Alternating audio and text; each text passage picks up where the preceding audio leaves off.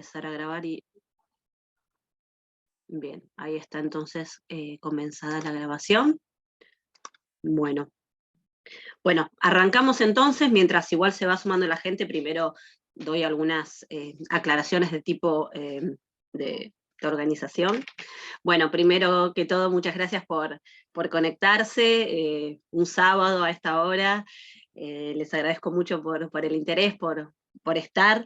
Agradezco también a quienes ya han cursado conmigo, veo gente que ha hecho también el curso del año anterior, que había sido muy introductorio sobre Plutarco, y bueno, agradezco especialmente porque, bueno, evidentemente les interesó la propuesta y ahora venimos en un formato distinto, que es tratar de ir desmenuzando todo eso que en un principio habíamos hecho de manera como más condensada y más rápida, porque el curso del año pasado había sido sobre los líderes atenienses en Plutarco, y en este curso focalizamos específicamente en Pericles, y mi intención es en futuras ocasiones continuar con mayores personajes profundizando.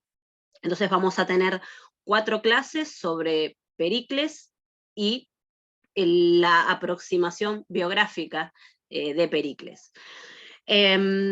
Vamos a comentar algunas cuestiones, entonces decía, de tipo organizativo. El horario entonces es el horario de Buenos Aires de 12 a 14, probablemente arranquemos siempre y 5, esperando por ahí si alguno se retrasa. No me puedo extender mucho más del horario de las 14, y les aviso que eso, porque tengo otra clase después, así que hasta a las 14, y voy a tratar de cortar un cachitito antes también por eso, porque después entro a otro curso, para que sepan, para que se organicen también respecto de eso, que probablemente eso, voy a tratar de que un cachitito antes de las 14 terminar.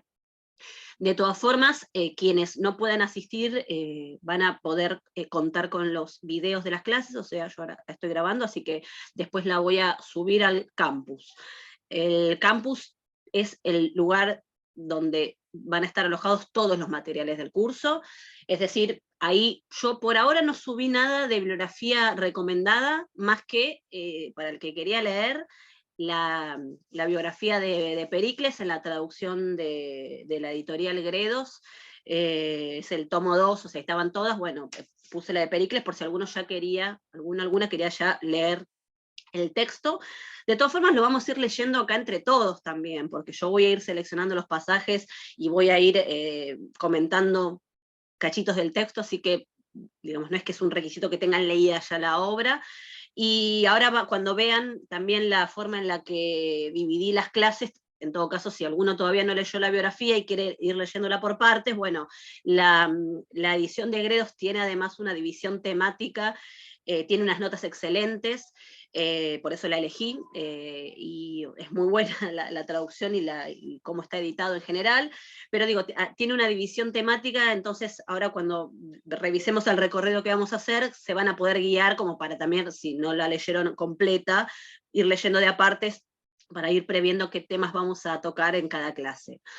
Entonces, yo ahora puse solamente la bibliografía, la traducción, si ya la querían leer. Y lo que voy a hacer es, después de cada clase, porque eso también va a depender de los intereses que surjan en la clase, lo que vayamos charlando y lo que yo exponga, después de la clase, tienen divididos por pestañas, clase 1, 2, 3, 4, en cada clase voy a poner la bibliografía recomendada respecto de esa clase puntual, y ahí también, entonces, en el apartado de cada una de las clases voy a poner el video, por si alguno faltó y quiere verlo, lo puede ver ahí, la bibliografía correspondiente, que es una bibliografía básica, sugerida, pensando más que nada en el espíritu del curso, que es que les sirva a bueno, un público diverso, porque bueno, de las presentaciones también se desprende esto, que tenemos como varias trayectorias académicas de vida e intereses distintos, entonces también les aviso que este tipo de cursos que son de extensión y abiertos a la comunidad, por supuesto que tienen una impronta en la que se propicia, y en quienes estoy pensando primero son en personas que se estén dedicando a la antigüedad clásica, porque bueno, yo salgo de la Facultad de Filosofía y Letras, y bueno, la filosofía, la historia, las letras en relación a la antigüedad clásica es mi ámbito, y es como mi primer público en el que pienso por obvias razones, porque de ahí soy, pero en la medida en la que está pensado como un curso amplio, también tengan presente que la bibliografía que voy a ir sugiriendo también está en función de eso, de que por ahí le pueda servir a otros. Ahora lo van a ver después cuando vayamos también comentando esto en las clases.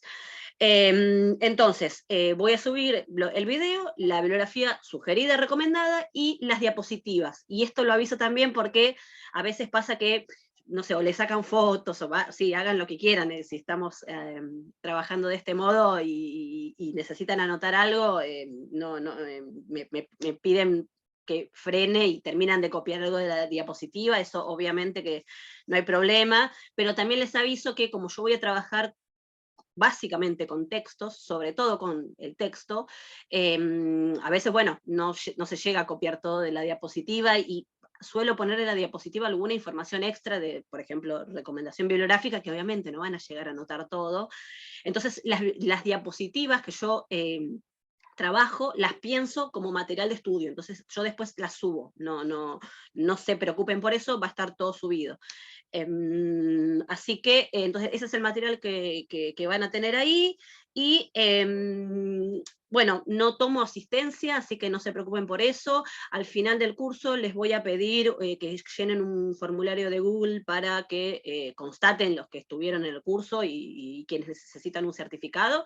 El certificado es de asistencia, es decir, no necesitamos aprobar este curso con ningún trabajo. Lo aclaro por las dudas porque en algunos cursos que dimos con Geleo, en el marco del grupo Geleo, implementamos esa modalidad de que al quien les sirviera un trabajo para aprobar el curso, y muchos se vieron interesados en esa propuesta, pero no es este el caso. Este es un curso que solo con asistir ya se llevan el certificado de asistencia, y aclaro por las dudas, porque si cursaron conmigo, o bueno, con Rodrigo también, con Rodrigo Cabrera, que hicimos varios cursos este último tiempo en el marco de Geleo, nos pasa que la facultad está demorando la emisión de los certificados. Yo, ni bien ustedes me dan sus datos, yo le mando eso a la facultad, y no sé por qué motivo la facultad está dilatando mucho ese trámite. Así que yo les pido disculpas si a alguno le quedó, o sea, creo que ni a mí me han enviado mis certificados de docente, o sea, digo, no pasa por una cuestión endogámica, no sé qué pasa que no hacen los certificados, tardan por algún motivo. Sé que uno de los motivos con los que se topó la facultad, que le resultó de complejidad, fue el hecho de que con la pandemia, ahora, Walter, ahora comento, gracias. Menciono Geleo en general porque, bueno, muchos nos conocen a Rodrigo y a mí de ahí, entonces por eso lo menciono, damos muchos cursos de extensión, ahora comento un segundito eso, pero aclaro por las dudas, para que entiendan qué es lo que pasa con los certificados. La facultad se vio con esta novedad de la pandemia entre 2020 y 2021, y la posibilidad de que cursaran estudiantes extranjeros, y tienen un problema con los números de documento.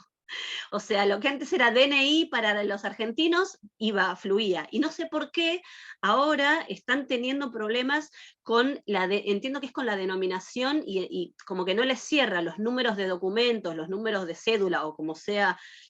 Bueno, claro, Viviana, me decís que te llegaron los certificados. Sí, yo creo que el que no está es el que yo di el año pasado, porque ni a mí me llegó el certificado, justamente el que estaba comentando sobre Plutarco. Y yo les prometo que escribo a la facultad, y bueno, se pierden estas cosas. Entonces aclaro por las dudas que creo que el problema de la facu pasaba por eso, porque se vieron como en un problema que no les cerraban los números de DNI que conocen de Argentina, como que no les daban los números respecto de los que eran documentos extranjeros. Así que, bueno, buenísimo que algunos ahora me están diciendo que les llegó. Yo creo que el que está demorado es uno mío de Plutarco, que no sé por qué, pero bueno, les aviso eso, que yo me encargo de mandarlo, pero o sea, llega un punto en el que a mí me excede, o sea, no pasa por lo que yo pueda hacer. Bien, bueno, entonces esa es la cuestión de organización. Yo después yo no les voy a pedir que lean nada en particular, o sea, digo, a la clase es, conmigo van a estudiar todo lo que haya que estudiar, ¿sí? Lo aclaro eso de entrada. Si alguien quiere leer la bibliografía de Pericles, buenísimo, y mucho mejor, porque con eso vamos a trabajar. Y yo ahora van a ver que voy a hacer una introducción en la que, si ya leyeron la biografía, ayuda bastante, porque van a voy a compartir con ustedes algunas ideas generales sobre cómo trabaja Plutarco, cómo se piensa el género biográfico en la antigüedad, y todo eso, bueno, si tienen la biografía leída, les va a servir a ustedes para establecer alguna reflexión, comparación, reflexión, etc. Hago un comentario por último antes de arrancar, que es que quienes cursaron conmigo el curso del año pasado sobre Plutarco, muchas cosas van a ser repetidas, porque es obvio que voy a hacer una introducción en la que tengo que hablar de Plutarco, tengo que hablar de su contexto, tengo que hablar de la forma en la que él encara su obra.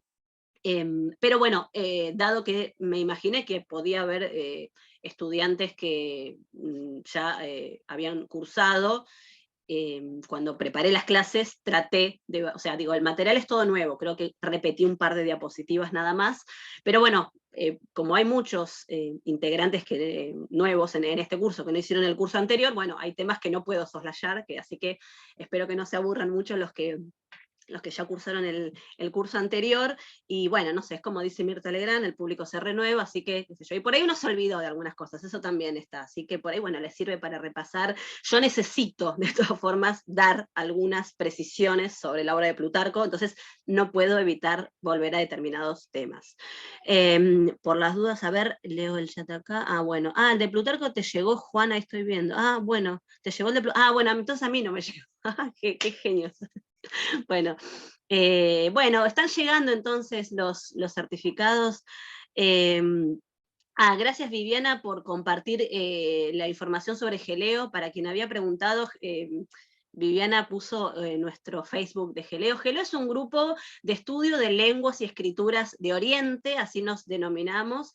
Es un grupo que principalmente está trabajando con docentes y graduados de la Universidad de Buenos Aires, de la Facultad de Filosofía y Letras, que nos interesa las civilizaciones antiguas, y se llama de Oriente por ponerle un nombre. La verdad que hoy día Oriente como categoría nos problematiza bastante, pero bueno, es como que ya tenemos nuestra marca identitaria llamándonos de Oriente, pero bueno, a esta altura, digo, hay muchas discusiones respecto de, bueno, o sea, la denominación de Oriente, que es algo que igual problematizamos dentro del curso, y trabajamos las civilizaciones antiguas de Mesopotamia, Egipto, yo me dedico a Grecia, entonces también trabajamos la zona del Mediterráneo, también tenemos integrantes que trabajan India, por poner un ejemplo estoy pensando ahora en los nombres propios digamos, la idea es eso, es nuclear en Geleo a los que nos interesamos en estas civilizaciones antiguas. Y, digamos, si bien la propuesta parte de los que trabajamos en la UBA, hacemos redes y trabajamos en conjunto con otras universidades y otros institutos de investigación en todo el país. Sobre todo, bueno, a la gente de La Plata, que la tenemos más cerca, también trabajamos con ellos, que además tienen excelentes egiptólogos allá, por ejemplo. Estoy, digamos, recorriendo ahí en mi mente como los nombres. Pero bueno, a grandes rasgos, eso es Geleo, y nos abocamos sobre todo al trabajo de extensión, o sea, damos sobre todo cursos de extensión, así que si a alguien le interesan estas temáticas, ahí trabajamos sobre todo, como su nombre lo indica, la escritura, a las lenguas y sus relaciones con otros aspectos, ¿no? La materialidad, tenemos también especialistas de arqueología, entonces en la medida en la que podemos también tendemos lazos interdisciplinarios, y los invito bueno, gracias a Viviana que puso ahí el link, si quieren conocernos, así nos buscan así Geleo, ahí Viviana puso en el Facebook el espacio, en el chat, el grupo de Facebook, el espacio en Facebook que tenemos, porque bueno, ahí permanentemente estamos dando cursos de estas características, y bueno, digamos, nos sentimos muy contentos de ese trabajo. Bueno, voy a compartir pantalla, por supuesto, si alguien tiene alguna pregunta.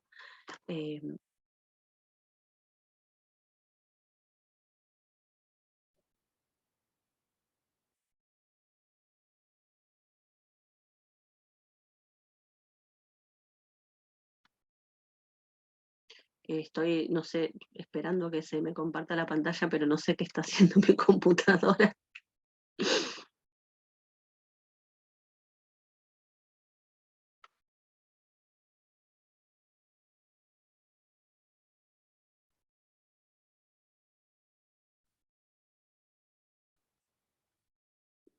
No, no sé qué pasa. No me...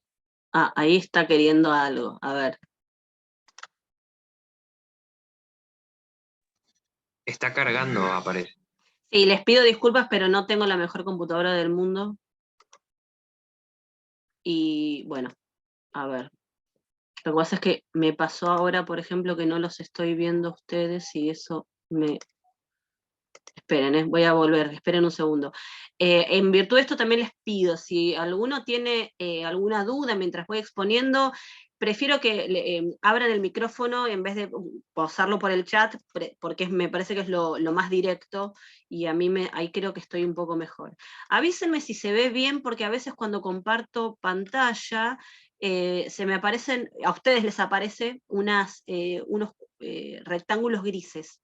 ¿Ven rectángulos grises o ven la pantalla completa? ¿Ven la pantalla completa?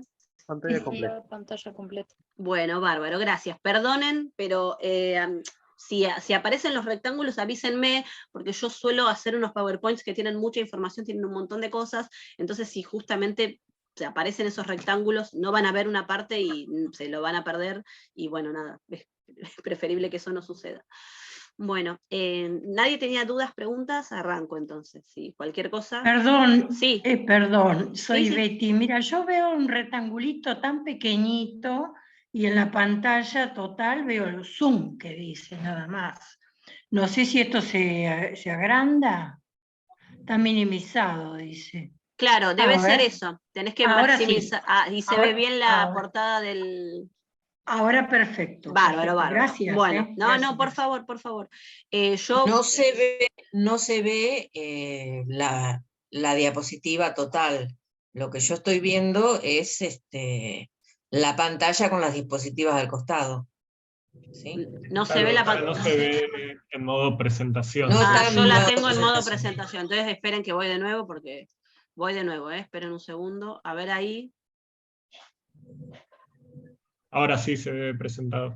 Bien, bien, avísenme porque la idea, o sea, discúlpenme que estas son cuestiones técnicas que claro, yo no tengo posibilidad de saberlo, yo veo la pantalla completa siempre. Entonces, ahora ven la pantalla completa, la diapositiva completa. Sí, Perfecto. modo presentación, ahora sí. Bárbaro, cualquier cosa avísenme porque es una pena que no lo vean, además como hay mucho texto, bueno, si se pierden de algo, la verdad que no, es una pena.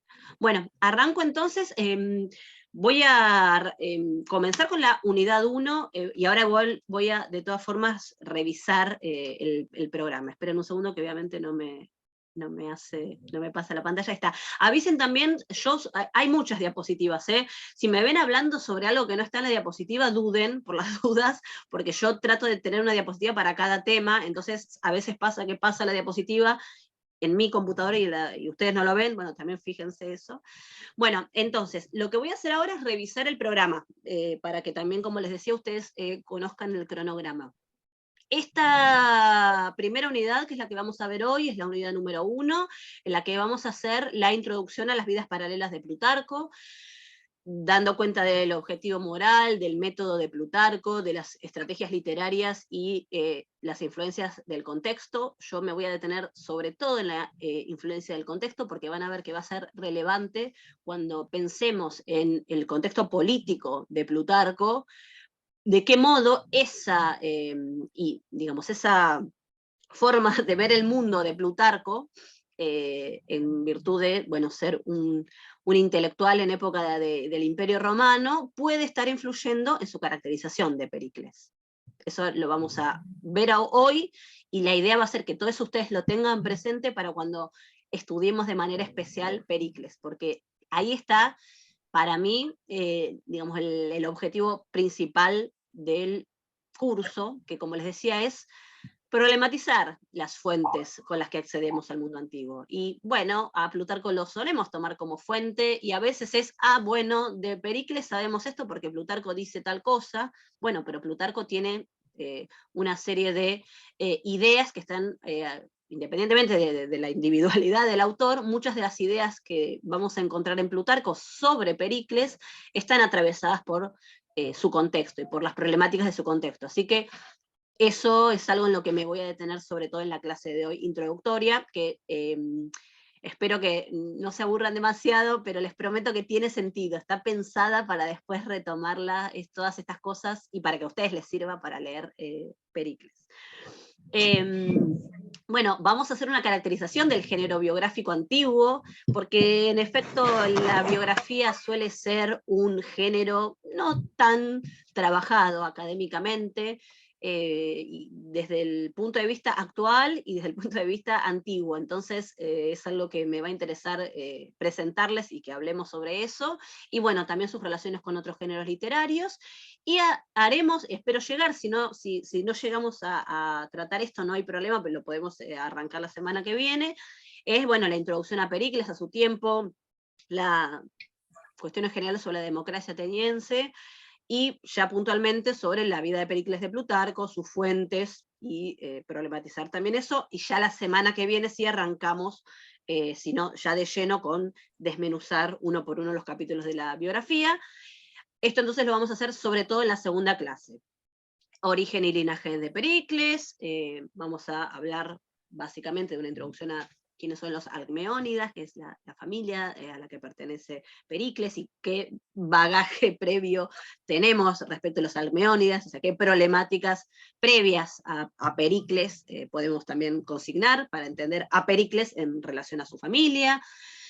Los primeros años de su vida, su formación, acá les pongo los nombres de los maestros que Plutarco comenta que fueron instructores de Pericles, que son Damón, Zenón y Anaximandro.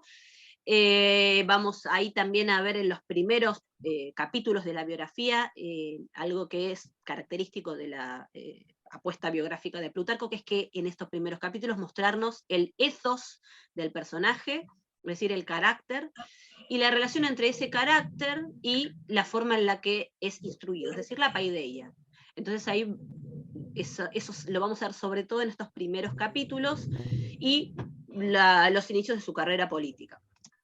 En la unidad 3, que es la tercera clase, o por lo menos, digamos, eso, para eso está pautado de este modo, ya vamos a meternos en la parte bien política y contextual de la vida de Pericles. Es decir, esto que se suele describir de manera general, como una especie de tensión en la figura de Pericles entre tener un gobierno de tipo popular, y algunos lo van a acusar incluso de demagogo, y por otro lado, una tendencia más de tipo oligárquica.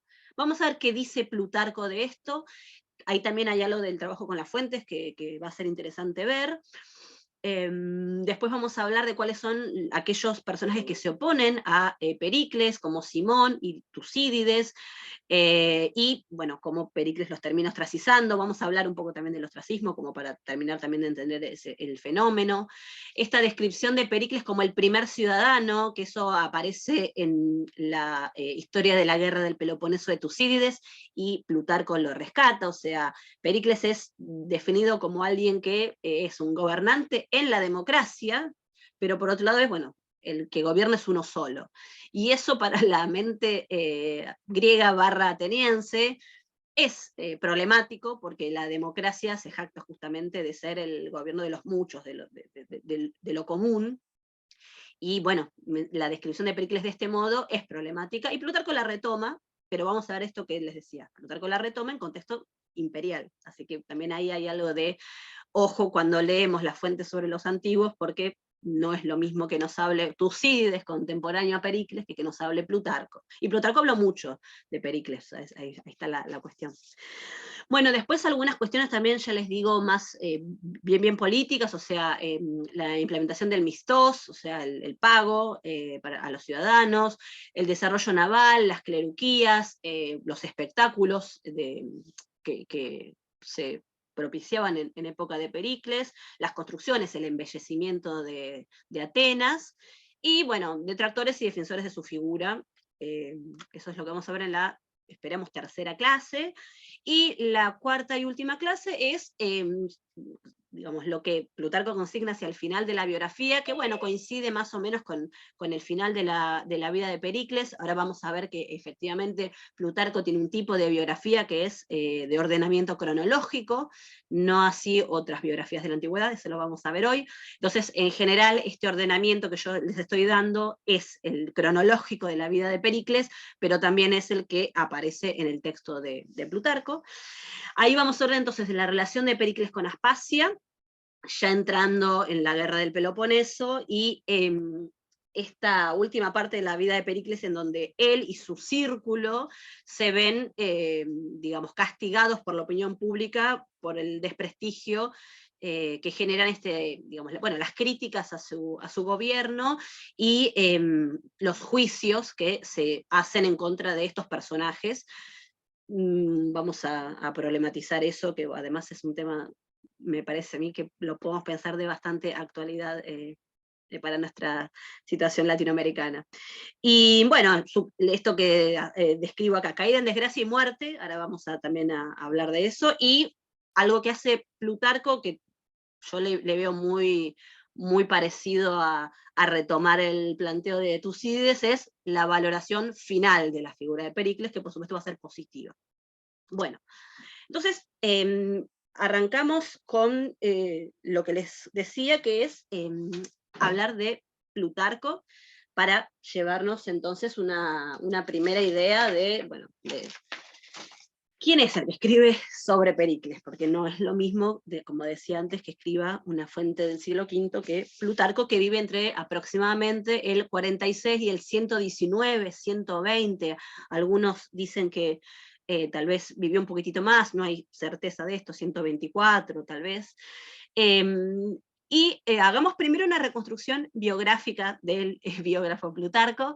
Yo acá les pongo esta referencia que aparece en Suda. Suda es esta enciclopedia bizantina de la que nos podemos valer para reconstruir una serie de biografías de los antiguos, y suele ser como un punto de partida en muchas ediciones de autores antiguos, recurrir a Suda como para decir, bueno, a ver qué se sabe en la antigüedad ya de estos personajes, y se va a Suda. Y Suda, curiosamente, no habla demasiado de Plutarco, es muy escasa la información que nos da Suda, así que para entonces hablar de la biografía de Plutarco, van a ver, ahora les leo lo que dice Suda, y después en realidad lo que voy a hacer yo es resumirles en la siguiente diapositiva qué es lo que podemos colegir sobre la vida de Plutarco a partir de su propia obra. Menciones en su propia obra a cosas que ocurrieron en su vida, a las que tenemos que tomar por ciertas, y así complementar entonces un panorama biográfico del autor. Entonces, a ver, dice la Suda, la traducción es mía, es horrenda, pero bueno, no, tampoco es que Suda tenga mucho vuelo literario. Plutarco, queronense de Beocia, vivió en tiempo del emperador Trajano y antes, muy, muy preciso el testimonio de Suda. Vivió en época de Trajano, bueno, y un poco antes también, bueno, ok, no es para nada preciso. Tras concederle Trajano el cargo de cónsul, impidió que alguno de los gobernantes de Iliria hiciera algo por encima de su decisión. Hay aparentemente acá algo que está transmitiéndonos Suda, que es alguna especie de, bueno, cargo importante hacia Plutarco. La seguridad de que eso sea efectivamente el que es un cónsul es un poco dudosa, y esto de que, bueno, de su importancia política, ahora yo en general ya les adelanto, la crítica cree que esto es falso, que esto es una exageración y que no fue de este modo. Y después al final ahí Egraps Polá escribió mucho, que también es curioso porque cuando uno se acerca a estas biografías de Suda en general, aunque los autores hayan escrito mucho, Suda lo consigna y dice cuáles son sus obras. Acá no nos dice nada, ni de sus vidas paralelas, ni de, aunque sea poner el título así, no, nada. Es curioso, es curioso. Entonces les decía, vamos a tener que completar esta semblanza de que aparece en Suda tan breve con entonces el testimonio del propio autor. Cambio de diapositiva, entonces hago yo mi resumen. Bueno, decíamos, entonces retomando algunas cosas de Suda, pero igual que son conocidas, nace en Queronea, Beocia, en el 46 después de Cristo. Tengamos presente que toda la zona del territorio griego, para esta altura, es una provincia romana, ¿sí? Acaya es una provincia romana para esta época, ¿no? Eso tengámoslo presente, va a ser tema igual de discusión más adelante. Pero tenemos que pensar a Plutarco como un escritor de una zona, podríamos denominar periférica del imperio. No es un escritor que tenga cercanía geográfica en principio, ¿no? A un lugar de importancia, ¿sí? O sea, es un lugar que en principio habría que ver y habría que imaginarse de qué manera Plutarco en Beocia, en Queronea, podía desarrollar su labor intelectual con tranquilidad. ¿Qué tipo de acceso al conocimiento tenía para en este lugar? Si no hubiera sido por los viajes que realizó, probablemente la información con la que contaba para después escribir debía haber sido muy deficiente, ¿sí? Esto como para que también dimensionemos sobre los materiales con los que pudo trabajar el autor. Y disculpar. Analía, Sí, disculpa, sí, ¿te puedo hacer una consulta? sí. Bueno, yo no me anoté, digamos, no expliqué quién era ahí en el mail. Yo soy de la carrera de filosofía, y bueno, capaz que vi que mucha gente es de historia, así que capaz que hago preguntas que, digamos, sobreentendidas, ¿no? Yo, por ejemplo, te quería preguntar cómo se databa el tema de los nacimientos ya en la época de Plutarco, porque a mí lo que me quedó muy grabado de historia de la filosofía antigua, que para los autores como presocráticos y también otros, como esto de que sacaban el cálculo del acmé o Floruit, algo así, que digamos, sacaban un cálculo que en tal año habían aparecido cierta obra y calculaban que en ese año de la obra tenían 40 años. Y como que suponían, según la publicación, no sé, digamos, de la obra, que ya tenían 40 años, o sea que le restaban esos 40 años y calculaban el nacimiento. ¿En época de Plutarco sigue siendo algo parecido? Gracias por la pregunta, José. Mirá, ahí en realidad el método que se usa va a depender del autor, o sea, efectivamente de su momento histórico, y como vos muy bien decís, para los presocráticos contamos con mucha menos información, mucha menos. En el caso de Plutarco, la ventaja que tenemos es que escribió muchísimo, y entonces, esa ya es la primera gran diferencia. Y entonces, dado que su obra, a diferencia de la de los presocráticos, tiene un carácter, digamos, de tipo político / social, algunas alusiones que él hace respecto de fenómenos que no siempre son muy precisas, porque tampoco es que le interese, pero de fenómenos políticos, son interpretadas como, bueno, en esta época vivió y era adulto. En esta época menciona que estuvo en tal lugar, bueno, y era adulto. Y por algunas alusiones que él propiamente hace también en su extensa obra, es que se sabe que era joven en determinados lugares, en determinados momentos. Entonces, lo de los 40 años no, o sea, no, es una convención, imagínate, que se hace y es válida, pero no se toma ese criterio, sino el criterio de ir recolectando lo que se llama eso, la evidencia interna. No tenemos mucho más que eso. Y después, eso también es problemático. Yo ahora, de hecho, voy a hablar, porque voy a hacer una especie de línea de tiempo, no, es una línea de tiempo, no es una especie, es una línea de tiempo, en donde lo que les voy a mostrar es también que no solo tenemos la datación de la vida, sino de la obra, y entonces, porque tampoco sabemos cuándo publicó las obras, eso tampoco lo sabemos, pero como Plutarco le dedica sus obras a personajes importantes, de los que conocemos, que vivieron en época de Trajano, sobre todo de Trajano, bueno, eso también nos ayuda, pero es eso. Después lo demás es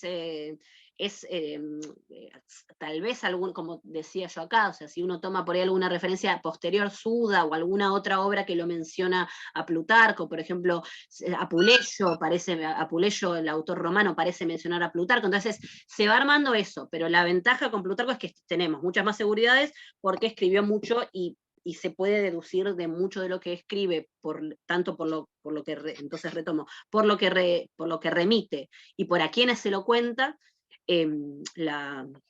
las fechas, pero son inciertas también, no hay mucho más que eso.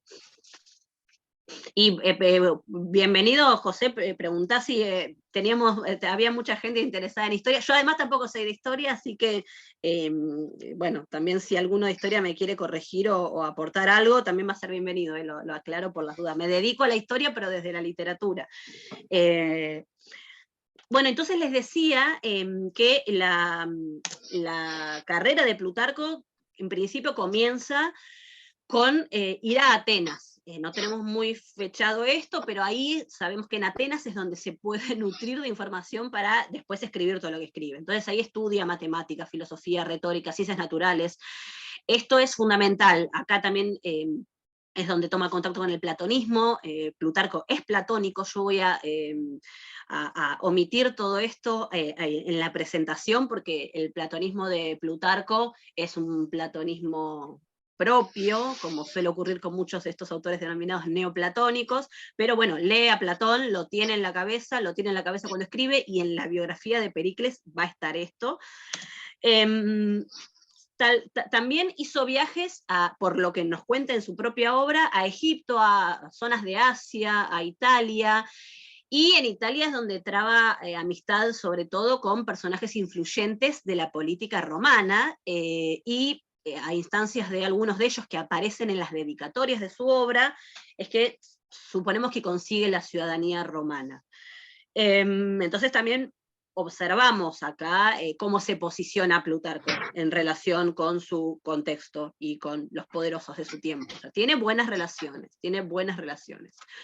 Y después, bueno, alrededor del 90, ahí se establece en Queronea, y también es sacerdote de Apolo en Delfos. Acá les puse los pasajes, esto lo consigné, en otros lugares no lo consigné, bueno, me olvidé. Hay una obra de Plutarco que es Cuestiones Conguiguales, que es como, se lo traduce como charlas de sobremesa, en donde ahí es una obra muy interesante para quien le gusta, para quien le interesa la temática simposíaca, que desde Platón o Jenofonte existe este género literario de los simposios, y ahí en esa obra hay mucho de biográfico, porque Plutarco narra una serie de banquetes en los que él estuvo, con diferentes personajes influyentes de la época, hay familiares de él que aparece el abuelo, aparece el hermano, y Plutarco nos cuenta de qué charlaban. Por supuesto que lo resume, y eso es una linda aproximación a cuestiones más de la vida cotidiana, o qué pensaba un griego y un romano de esta época respecto de determinados temas. Así que a quien le interese una cosa así como más cotidiana, ahí tenemos bastante, en esa obra que es las charlas de sobremesa, como se lo traduce. Y una última cosa, lo de que haya sido sacerdote en el templo de Apolo en Delfos, piénsenlo como un dato importante también respecto de cuando en las biografías Plutarco refiera, por ejemplo, eventos sobrenaturales, oráculos, porque esto es algo que siempre que trabajamos un historiador, en este caso biógrafo, pero bueno, hombres que se dedican a la historia y al pasado en la literatura griega, qué relación entablan ellos con los oráculos y con estos presagios, es interesante, porque no es lo mismo cómo trata esto un Heródoto que un Tucídides, por ejemplo, y en el caso de Plutarco, en la medida en la que él, bueno, ha sido sacerdote, no podemos decir que él descrea por completo de muchos de estos fenómenos, pero es verdad, sí, que tiene una mirada más bien, en la medida en la que eso entiendo que lo podemos ver en los textos, ¿no? Pero siempre hay alguna duda, pero se puede advertir una mirada un poco más asociada con lo científico, como no creer en todas las supersticiones. Lo cierto es que aparecen muchas supersticiones, porque también, bueno, él da cuenta de aquello que los autores, perdón, que los personajes a los que él está retratando creían y en su época. Y hay una tensión constante, hay una tensión entre lo que suponemos que Plutarco podía llegar a creer y lo que se creía en la época. Esto que les resumo en el siguiente ítem, que es esto de que representó a su pueblo natal en varias misiones al extranjero, esto es algo que se puede deducir algo de los textos del propio Plutarco, y también es algo que es típico de los autores griegos de esta época, que es que si tenían un cierto grado de relevancia, los eruditos de la época contaban con el beneplácito de las figuras de poder para auxiliarlos, y esto les daba prestigio a los políticos, me refiero, ¿no? Entonces tal vez los denominados sofistas, ahora vamos a hablar de ese término, los denominados sofistas de la época, del siglo I o II después de Cristo, hacían estos trabajos. Por ejemplo, iban a alguna embajada a representar a su pueblo, o iban al extranjero, y eso era una situación que solía darse. Entonces, si no estamos tan seguros de que esto lo hubiera hecho Plutarco, sabemos que eso es lo que ocurría en la época, ¿sí? Lo de que Trajano lo nombró procurador o algo así como cónsul en Iliria es, ya les digo, dudoso, aparece en Suda, y aparece la mención en la fuente de que Adriano lo nombró procurador de Acaya. La Acaya, ¿se acuerdan que habíamos dicho, ¿no? Acaya es el nombre que se le da a la provincia griega en época romana, ¿sí? Es el territorio de Grecia, a grandes rasgos, es Acaya, y es una provincia romana. Y bueno, esto que decíamos, hay dudas, 120, 127, cuando muere es dudoso. Y refiramos brevemente, ahora después vamos a introducirnos en estas dos grandes obras de Plutarco, que son entonces las Vidas Paralelas, y la otra gran obra es Moralia, bioi paraleloi es en griego, el término para las vidas paralelas, y ethika es Moralia. Las vidas paralelas las vamos a ver ahora en un ratito, así que no me voy a extender demasiado en esto. Y bueno, Moralia, voy a hacer una mínima introducción sobre eso. En todo caso, piénsenlo de este modo. Las vidas paralelas, obra biográfica. Tiene a un personaje griego primero y a uno romano, a los que primero va a narrar entonces la biografía de un personaje griego, después la de uno romano. Aparece una biografía de Artajerjes ahí, medio suelta, suelta en el sentido de que no es ni griego ni romano, pero bueno, pertenece al mundo greco-romano. Y entonces decíamos, una vida griega, y después narra una romana, y después tienen al final una breve comparación entre esos dos personajes. ¿Sí? Esa es como la estructura de las vías paralelas, y eso es el motivo por el cual se denomina así la obra. Y después Moralia, Ethika, es una obra que se la suele describir como una obra miscelánea, heterogénea, hay de todo ahí. Uno puede ver tratados de tipo más bien teórico. Esta obra que les mencioné recién sobre, por ejemplo, el banquete, es una descripción son diálogos en donde hay banquetes, o sea, se narra una situación de banquete y se cuentan cosas, una charla. Entonces, eso no es un tratado, ¿no? Es más bien como, bueno, un intercambio de ideas entre uno y otro. Hay obras que son parece como mini resúmenes de las vidas paralelas, hay otras obras que son más asociadas con dar consejo a un personaje, hay obras en Moralia que son, no sé, resumen de dichos que se le escriben a determinado personaje importante. En todo caso, ya ahora cuando les lea más adelante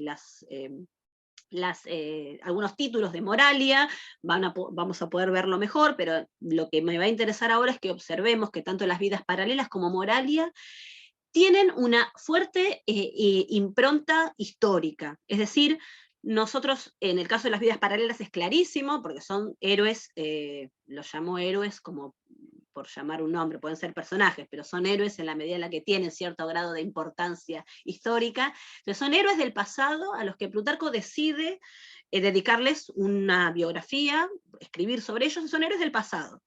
Y Moralia, si bien tiene pasajes en los que, bueno, está interesado en hablar de cosas del contexto, una y otra vez va a volver a los héroes del pasado, para dar, por ejemplo, un ejemplo de algo que está reflexionando sobre un tema que es más bien de tipo, no sé, de costumbres de su época, siempre vuelve al pasado, y sobre todo al pasado griego.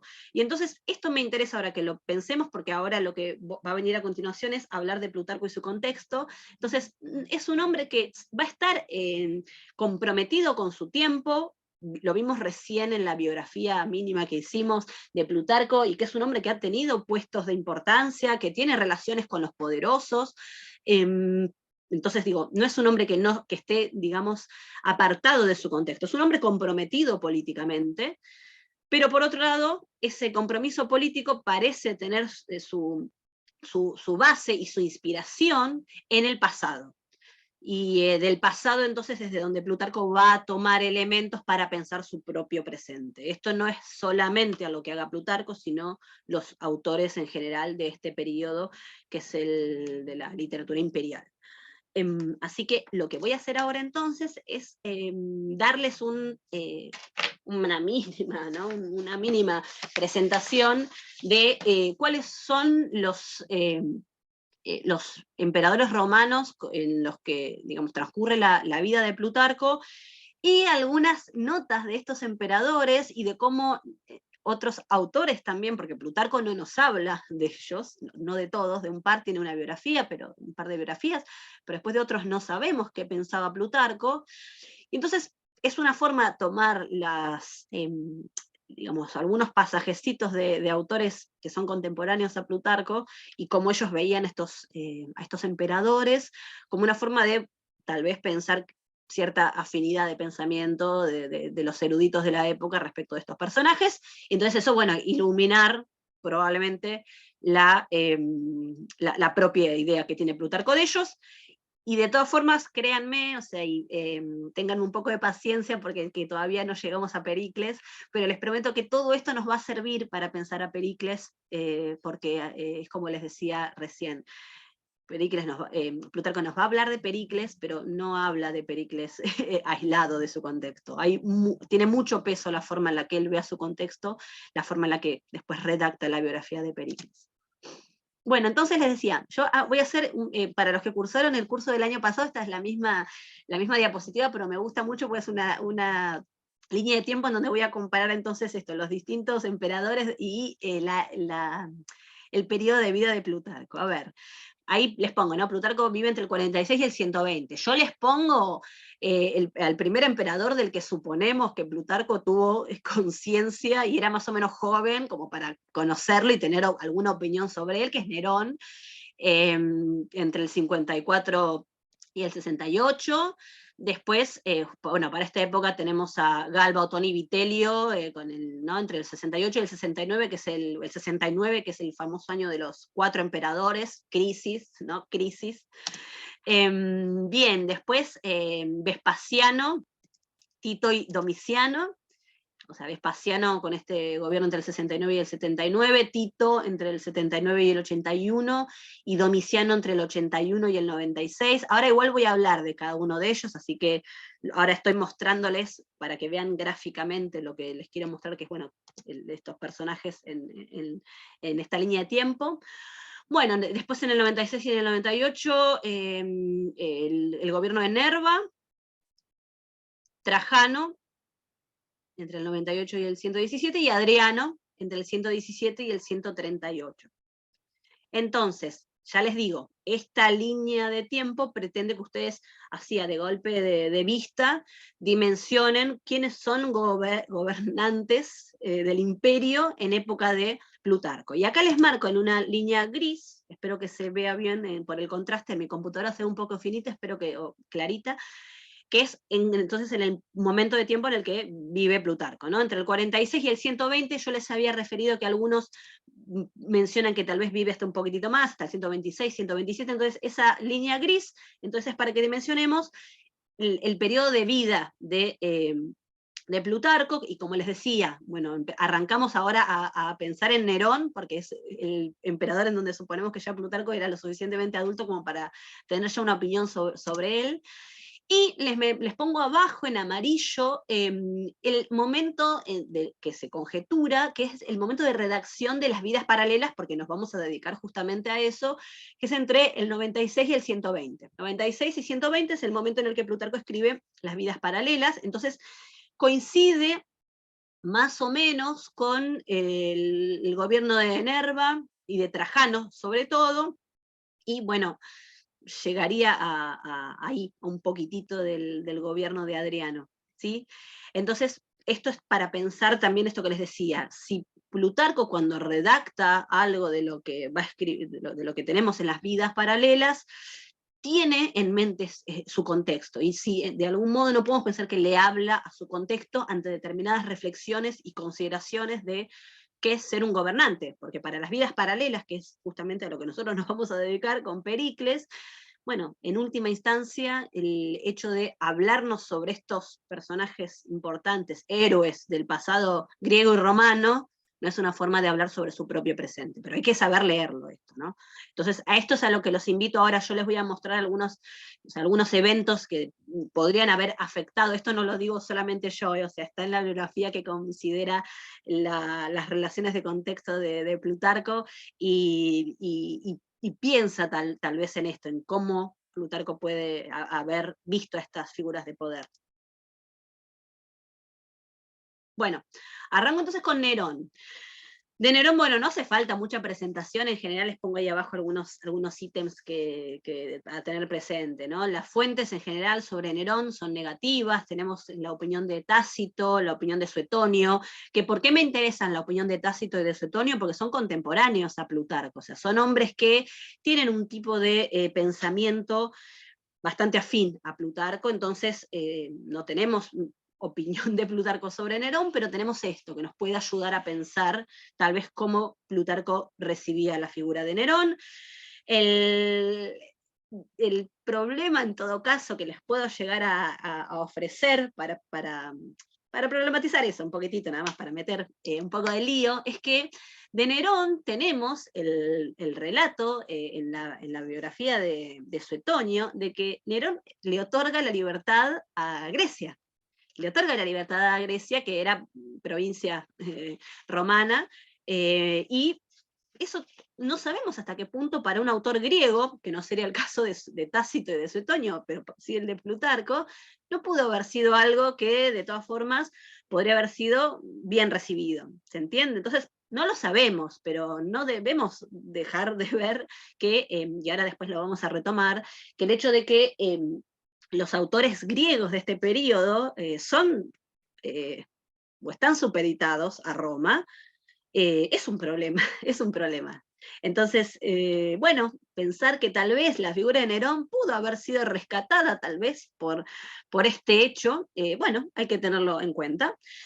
De todas formas, pensemos, por ejemplo, bueno, en la época de Nerón, ahora no nos vamos a meter en esto, pero pensemos que era una época en donde, bueno, se mandaba a matar a estos, ¿no? Sobre todo estos suicidios forzados. Yo les pongo ahí el ejemplo del suicidio de Séneca, se los pongo acá el pasajecito, para tener presente que, de nuevo, un autor como Plutarco tampoco es que iba a estar de acuerdo con, por ejemplo, el asesinato, el suicidio, ¿no? Justamente, ¿no? Son estas invitaciones al suicidio, ¿no? de esta época. Entonces digo, me parece que gana la imagen positiva de Nerón, salvo esto que les decía, ¿no? Lo del pasaje yo les pongo ahí la biografía de Nerón de Suetonio, en el capítulo 24 dice, les leo rápido, ¿no? La víspera de su partida, él estaba en Grecia, ¿no? Galardonó a toda la provincia con la libertad, o sea, les pongo ahí entre paréntesis, Acaya es la provincia, ¿no? Y a los jueces con la ciudadanía romana y una buena suma de dinero, y él mismo anunció estas recompensas a viva voz desde el centro del estadio el día de los Juegos Ístmicos.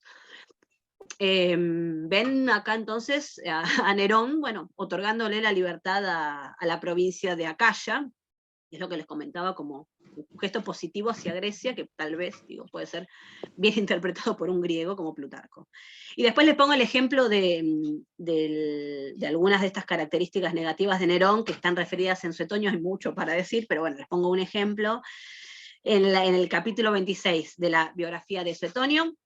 Al principio practicó la osadía, la libidinosidad, la lujuria, la avaricia y la crueldad de forma casi imperceptible, sin duda, y ocultamente, y como si se tratara de desvaríos juveniles. Pero después lo hizo de tal modo que ya entonces nadie dudó que aquellos vicios eran propios de su carácter y no de su edad, ¿no? Bueno, la caracterización de Nerón como vicioso, lujurioso, etc., para los que si leyeron algo de las biografías de Plutarco o la de Pericles, van a notar que el tono moral y la intención moral de Plutarco se aleja bastante de esta figura, ¿no? Bueno, después entonces resumo, ¿no? Galbas, Otón y Vitellia, ¿no? Les doy un ejemplo de qué dice Plutarco, que escribe una biografía sobre Galba, para dimensionar mínimamente que ahora lo que me va a interesar reflexionar después. Dice, hacia el final, se está de acuerdo en que Sulpicio Galba accedió a la casa de los Césares como el hombre que tenía la fortuna privada más importante de todas, y aunque se tenía en consideración su linaje por pertenecer a la casa de los Servios, bla, bla, bla, bla, bla, bla. Parece como si el único mérito que tuviera Galba es el de, bueno, tenía fortuna privada y eso ya le bastó para, bueno, hacerse con el gobierno. Para el caso de Otón, bueno, Otón obviamente no asume el poder en conspiración, ¿no?, en contra de Galba, y hacia el final de la biografía de Plutarco dice, murió Otón con 37 años después de haber gobernado 3 meses. Dejó a su muerte personas que alabaron su muerte, no peores ni en menor proporción que aquellos que le asesinaron en vida, aunque es verdad que no vivió de una manera más moderada que Nerón, sin embargo murió más noblemente. Tanto de Galba como de Otón nos vamos a llevar la impresión de que son dos figuras menores, y que Plutarco, por lo menos a mí, esto es una opinión personal, no me termina de quedar claro por qué Plutarco les dedica sus 2 biografías, ¿sí? O sea, está en relación probablemente con que eran personas cercanas, ¿no?, de su contexto, pero de todas formas pareciera como que no terminan de cumplir con ese requisito de ser héroes, ¿no?, tan importantes y que inspiren a la praxis política, que es en definitiva lo que espera Plutarco en su biografía, ¿no? Hablar de hombres ilustres para inspirar a los lectores. Eso ya les digo, entonces no parece verse demasiado cooptado por estas imágenes. Y bueno, del gobierno de Vitelio, ¿no?, la caracterización general es el de la crueldad, ¿verdad? Acá les pongo un ejemplo de Suetonio, uno de los tantos, pero este es como el más representativo, que está en el capítulo 14. Ahora hago un breve paréntesis, que es que Suetonio tiene un tipo de escritura biográfica que, si bien, como decíamos, es contemporáneo de Plutarco, pero la escritura biográfica de Suetonio es distinta en la organización de la biografía respecto de la de Plutarco. Recién yo mencionaba que las biografías de Plutarco tienen una estructuración que es cronológica. En general relata la vida de los personajes desde el nacimiento, desde lo que se sepa de eso, hasta la muerte o lo que se sepa de eso. Mientras que las biografías de Suetonio, si bien tienen cierta estructura cronológica, o sea, no es que hay flashbacks que va y que viene de acá para allá con el tiempo, o sea, no hacen locuras desde ese punto de vista, pero la organización que prima es la que se denomina perspicies, que quiere decir por temas. Entonces, Suetonio cada tanto lo que hace es condensar en un capítulo de la biografía un determinado tema, que esto no es del mismo modo en Plutarco. ¿A qué voy con esto? Entonces, en este capítulo 14 es como que Suetonio lo que hace es nos refiere una serie de hechos tremendos que se le atribuyen a Vitelio, entonces uno lo puede remitir, entonces, por ejemplo, a este capítulo 14, decir, bueno, ¿quieren ver sobre la crueldad de Vitelio? Bueno, lo tienen acá, les pongo un ejemplo, a ver, esperen que corro porque voy a leer de la computadora. Dispuesto siempre a dar muerte y torturar a cualquiera y por cualquier causa, después de convencer con todo tipo de halagos a ciudadanos nobles, con discípulos y coetáneos suyos, para compartir con él el imperio, los eliminó con distintas clases de argucias, incluso a uno con un veneno ofrecido por su propia mano en una copa de agua fría que éste le había pedido, agobiado por la fiebre. Malísimo, malísimo, Vitelio. Y acá, bueno, Suetonio nos muestra, acá les pongo el cuadro de la muerte de Vitelio, pero no sé si alguien tiene presente la muerte de Vitelio, es tremendo lo que dice Suetonio, es que, o sea, primero Vitelio se escapa, o sea, cuando lo vienen a buscar, ya estaba como listo, que ya no daba para más su gobierno, lo vienen a buscar, y él se hace el tonto, como que no soy, no, Vitelio, no sé dónde está, o sea, como que se hace pasar por otro, una cosa como muy patética, y no sé por qué me río, es como, o sea, bueno, sí, ahora les digo por qué me río, pero retomo esta idea de que hay algo entonces de Suetonio que nos quiere contar esta muerte que tiene cierto grado de patetismo, ¿no? Entonces es duro ver a estas figuras de poder en estos momentos de terrible caída, y de una caída ignominiosa, ¿no? Entonces dice Suetonio, ¿no? ¿Cómo lo llevan para matarlo? Atando sus manos a la espalda y echándole una soga al cuello, lo arrastraron al foro medio desnudo y con el vestido desgarrado, entre crueles ultrajes de palabra y obra, a lo largo de la vía sacra, con la cabeza cogida por el cabello, como suele hacerse con los condenados, y la barbilla alzada con la punta de la espada, para que ofreciera el rostro a las miradas de todos y no lo agachara. Algunos le arrojaban estiércol y cieno, otros lo llamaban incendiario y glotón, e incluso una parte del vulgo le echa en cara los defectos del cuerpo. O sea, es tremendo esto, o sea, no lo quieren para nada. Tenía una talla enorme, o sea, era gordo, y el vientre prominente y el muslo débil, y bueno, por último fue acribillado a pequeños golpes y rematado en las germonias, que son estas gradas en el Capitolino, en el Monte Capitolino, que es donde se exponen los cadáveres de los ajusticiados, ¿no? Y de allí arrastrado con un garfio hasta el Tíber. Una cosa horrenda. Entonces, a ver, esto no es ocioso, no es que lo digo por, digamos, por regodearme en estos temas, sino porque pensemos entonces, ya venimos viendo Nerón, Galba, Otón, Vitelio, qué periodo histórico complejo que le toca vivir a Plutarco y qué imágenes de poderosos tiene él en su época. Entonces, eso pensémoslo para cuando después entonces él redacte las vidas paralelas, en qué puede estar pensando también como motivo de inspiración para los políticos de su propia época. Suponemos de todas formas que, ¿se acuerdan que les dije que estos personajes en rigor, en principio, no son contemporáneos a la escritura de las vidas, ¿sí? O sea, es posterior a la escritura de las vidas. Entonces, digamos, ¿hasta qué punto no podemos pensar en esta crisis, sobre todo, bueno, la crisis del 69, pero en general, ¿no? O sea, estos gobernantes que no terminan de ser buenos gobernantes y las fuentes nos dan cuenta de esto. Entonces, ¿qué pudo haber dejado de esta experiencia en Plutarco, ¿no?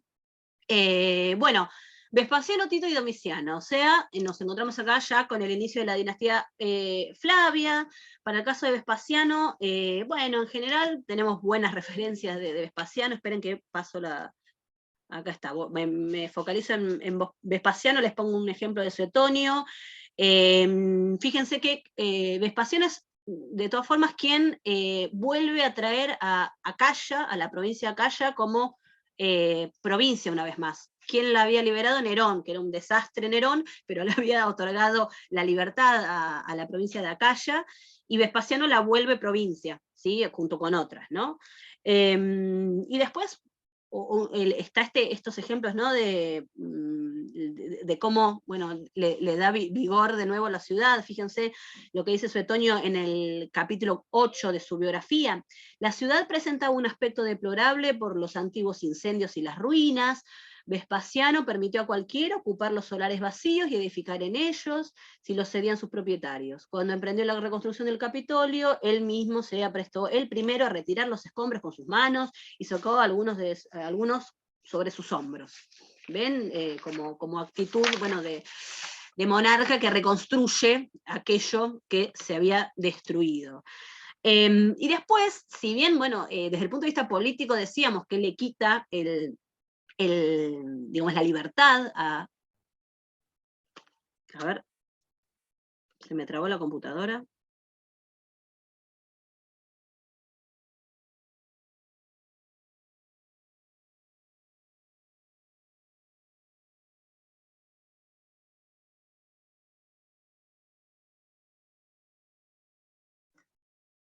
Perdón, me fui.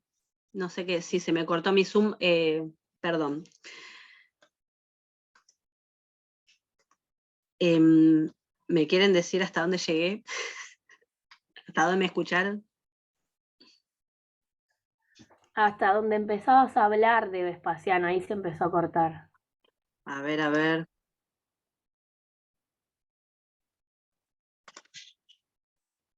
Esperen que quiero ver que esté grabando. Bueno, parece que está grabando.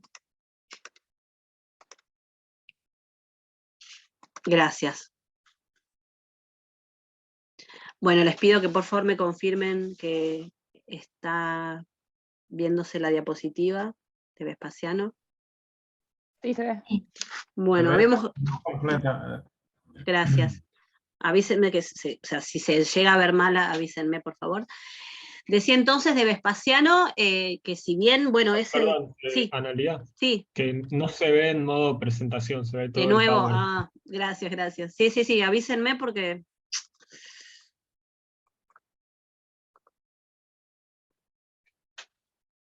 Ahora sí, perfecto. Bárbaro, gracias. Bueno, espero que esté grabando para los que no están hoy. Bueno, no. Dice que sí que está grabando, así que esperemos que sí. Bueno, en definitiva lo que les quería mencionar de Vespasiano como posible imagen positiva que puede recaer sobre los intelectuales de la época es la mención a que en general tiene una actitud de fomentar los estudios de retórica y de oratoria en la época. Entonces esto tenemos que suponer que es algo que es bien visto por los eruditos de la época. Entonces les menciono un pasaje de la biografía de Suetonio en la que comenta Suetonio, que fue el primero, Vespasiano, el que destinó 100.000 sestercios, bueno, anuales del fisco, para los maestros de retórica griegos y latinos. Galardonó con un congiario extraordinario, que es una especie de pensión, podríamos decir, y una gran recompensa a los más prestigiosos poetas y también a los artistas, etcétera, etcétera. Entonces, para valorar desde el punto de vista de lo que puede recibir un intelectual de la época, la figura de Vespasiano. Después con Tito, a ver, esperen que ahora me va a tardar en cargar la diapositiva, que gobierna entre el 79 y el 81, bueno, Tito básicamente es un comandante, ¿no? Militar, ¿no? Con éxitos en Germania. Yo les pongo acá, a mí se me traba un poquitito, ¿no? El sitio de Jerusalén. Y hechos relevantes que no vienen a cuento para nosotros ahora, pero la erupción del Vesubio se produce en el 79 en época de Tito, hay un incendio en Roma también en época de Tito, y Tito culmina el Coliseo, el anfiteatro Flavio, que lo había empezado, ¿se acuerdan? Dijimos recién Vespasiano, lo termina Tito. A ver, podemos ya hablar en época de Tito de que no hay conflictos militares de relevancia, ¿sí? Y esto, en todo caso, para lo que me sirve a mí ahora pensarlo, es para esto de, bueno, volver a cierto orden, por lo menos comparado con la crisis del 69, ¿no? Y fíjense como una imagen positiva que nos da Suetonio de Tito, que se las pongo acá, en el capítulo 7 de la biografía, que dice: todo el mundo lo creía y lo proclamaba un nuevo Nerón. Más esta mala fama redundó en su propio provecho y se trocó en los mayores elogios por no haberse hallado vicio alguno en él, sino al contrario, extraordinarias virtudes, ¿sí? Imagen positiva. Bien, y después para el caso de Domiciano, que es, bueno, el hermano de Tito, les resumo brevemente digamos, el quid del gobierno de Domiciano, que en general, ¿no? se puede dar como característica del gobierno de Domiciano, es haberse enemistado con el Senado, ¿no? Relega al Senado en su forma de gobierno, y esto, bueno, le vale la enemistad de la aristocracia senatorial, y después es descrito a grandes rasgos como un gobierno de crueldad, de terror, vicios, o sea, por todos lados, ¿no? De nuevo, para pensarlo como imagen de gobernante para época de Plutarco, fíjense acá la cita de de Suetonio en el capítulo 23, dice, el pueblo acogió su asesinato con indiferencia, los soldados con gran pesar, e intentaron inmediatamente divinizarlo, dispuestos también a vengarlo si no les hubiesen faltado jefes. Pero esto lo hicieron realmente poco después, exigiendo tenazmente que los autores del asesinato fueran ajusticiados. Por el contrario, los senadores, obviamente los senadores estaban furiosos con Domiciano, y se alegraron, ¿no? Cuando murió, ¿no? De tal modo que, abarrotando a porfía la curia, no se abstuvieron de ultrajar al muerto con las más mordaces y crueles imprecaciones, incluso ordenaron que se llevaran las escaleras y se quitaron los escudos y retratos de la vista de todos, y se estrellaron allí mismo contra el suelo y decretaron por fin que se arrancaran por todas partes sus inscripciones y se borrara por completo su memoria. ¿Cómo se llama esto? ¿Qué hace? ¿Qué determina el Senado? ¿Cómo se llama esto?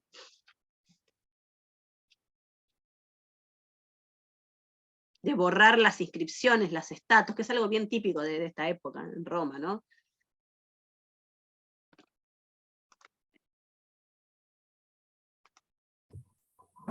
Proscripción. Claro, este es el fenómeno, no proscripción propiamente, porque digamos el personaje ya estaba muerto, pero esto es lo que se llama la damnatio memoriae, ahí les pongo por los dos, ¿no? Es la damnatio memoriae, que es una práctica muy típica de esta época del imperio. Si les interesa, hay libros muy interesantes que muestran cuál es la idea, ¿no? Es la idea de borro todo lo que tiene que ver con esta persona para que no exista más.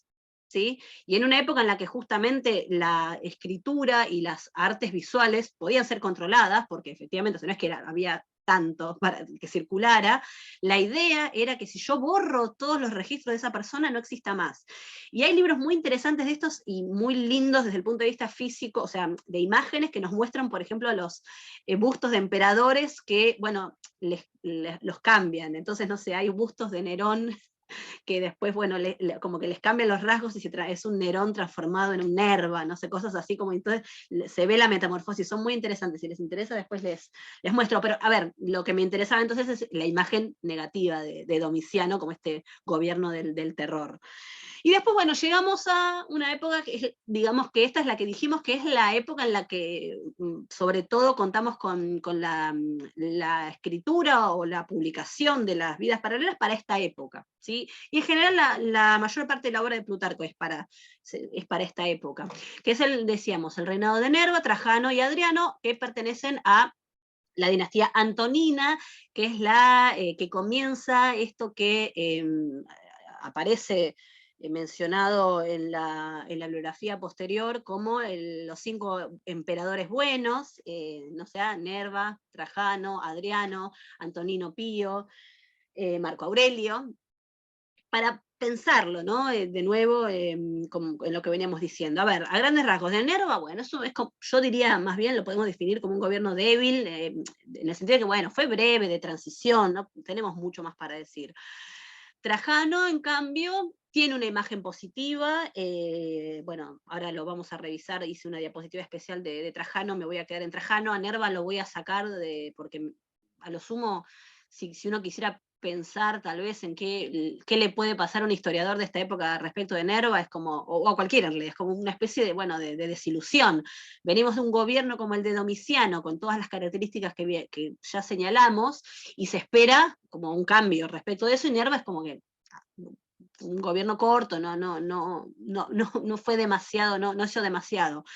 Trajano parece ser, y esto me va a parecer importante para relacionarlo con la figura de Pericles, Trajano va a ser entonces una imagen de, bueno, un nuevo comienzo para el Imperio Romano. Y fíjense la cantidad de años que gobierna Trajano, así que bueno, como ahora lo vamos a revisar. Y después Adriano, que para cualquier erudito griego, la figura de Adriano está emparentada con este llamado filohelenismo, o sea, un defensor, y él mismo, ¿no? Estudioso del mundo griego, así que también, entonces con la figura de Adriano nos vamos a quedar con la idea de que es una figura afín, por lo menos, a lo que puede pensar Plutarco.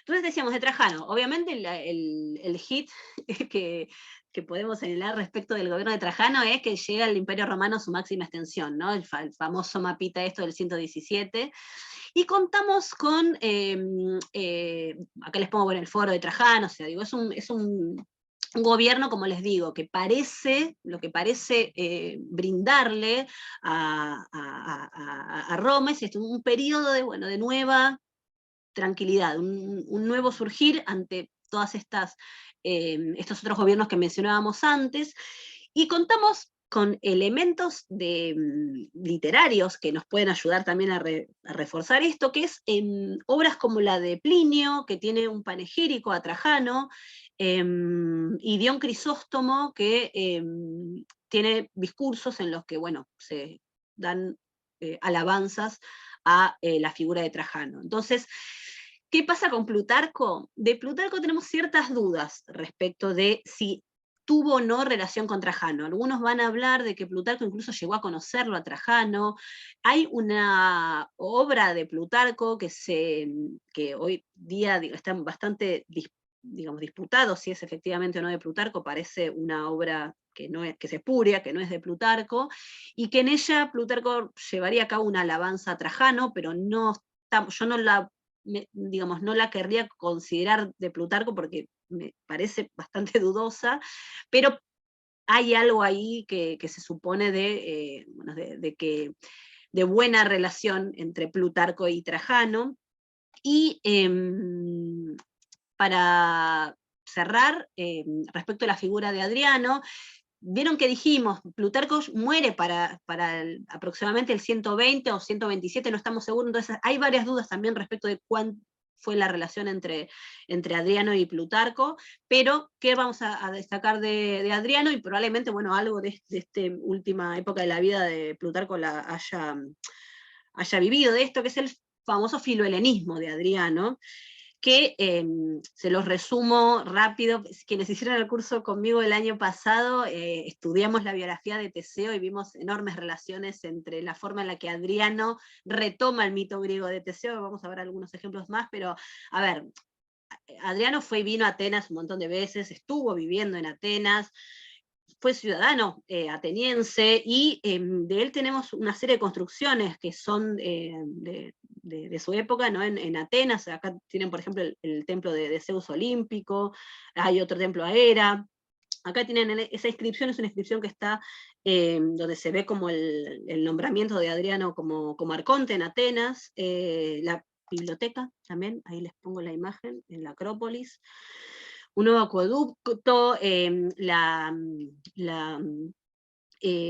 distintas festividades que se hacen en época de Adriano en Atenas, y les mencionaba antes esto de la relación de Adriano con Teseo, que Adriano hace este famoso, ¿no?, arco de Adriano, que muestra cierta identificación entre él y Teseo. Teseo es el fundador de Atenas, el fundador mítico de Atenas. No importa si esto es verdad, mentira, no importa, el punto es que Atenas lo toma a Teseo como su fundador, ¿no?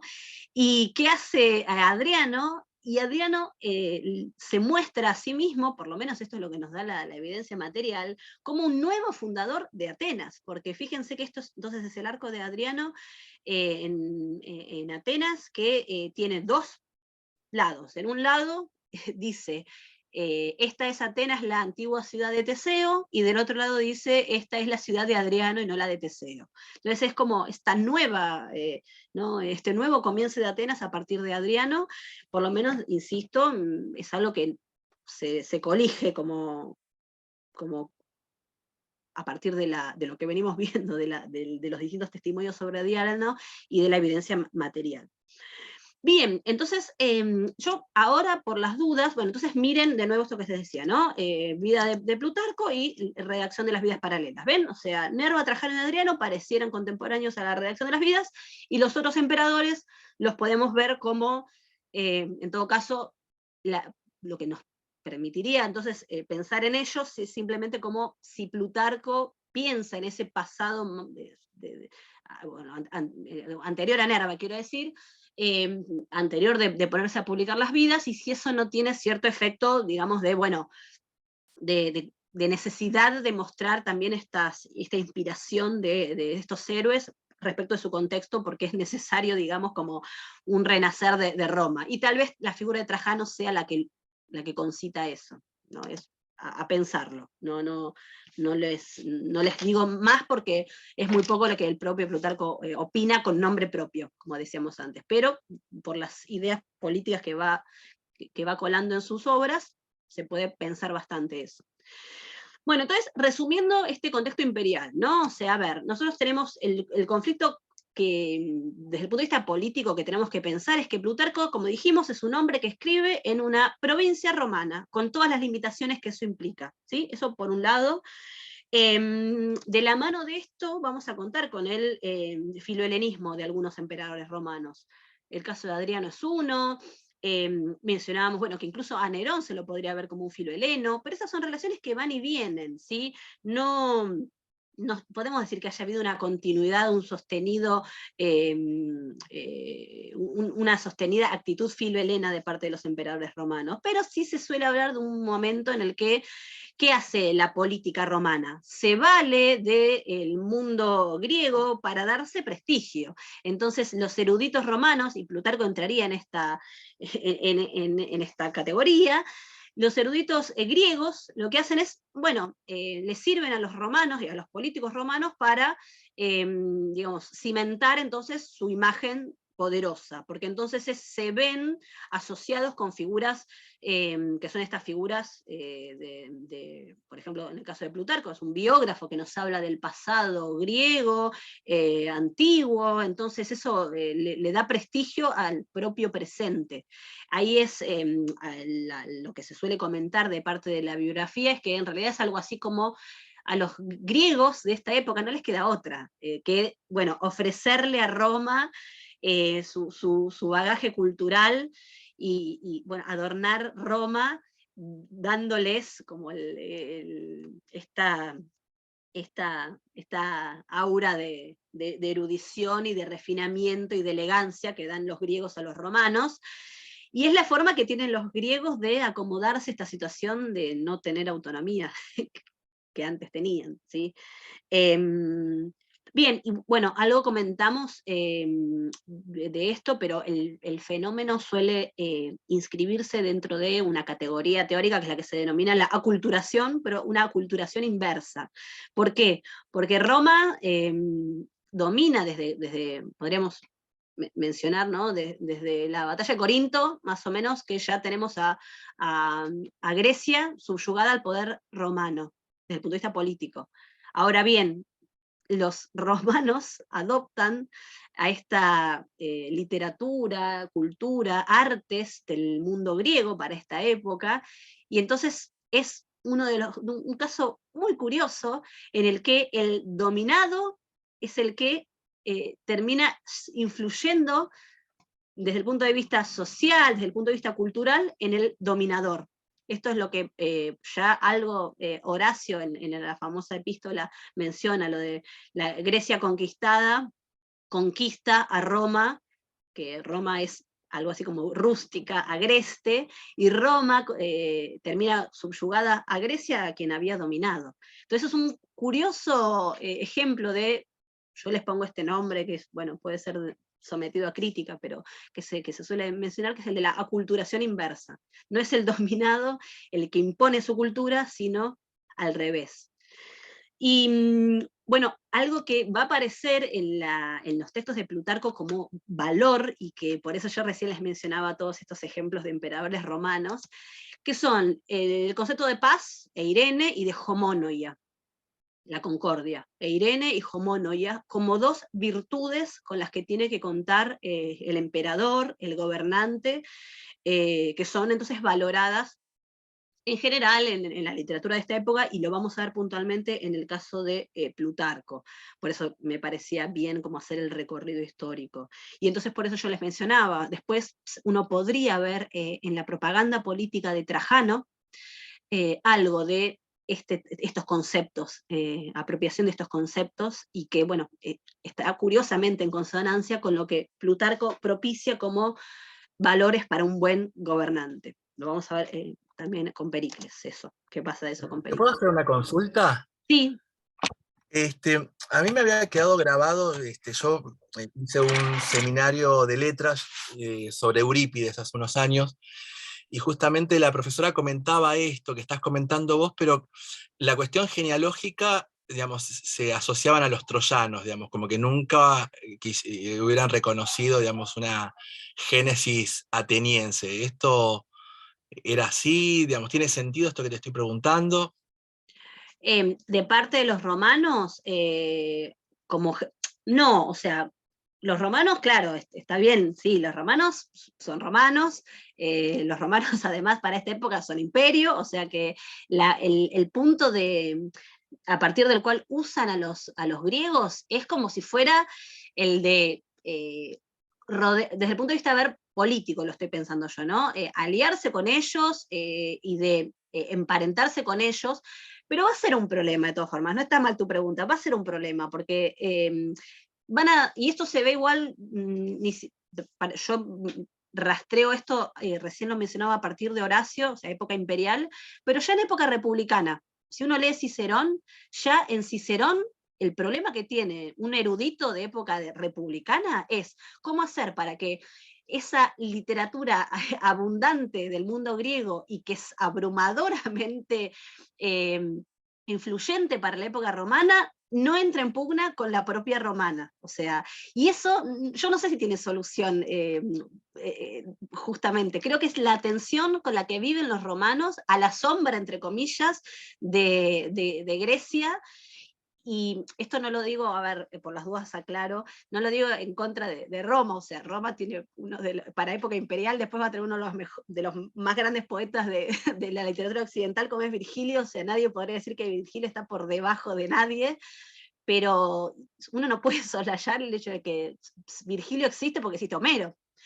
Entonces, cuando uno lee los textos, lo que, de nuevo, yo desde la literatura, lo que sí entiendo es que hay una tensión constante y para mí es irresoluble.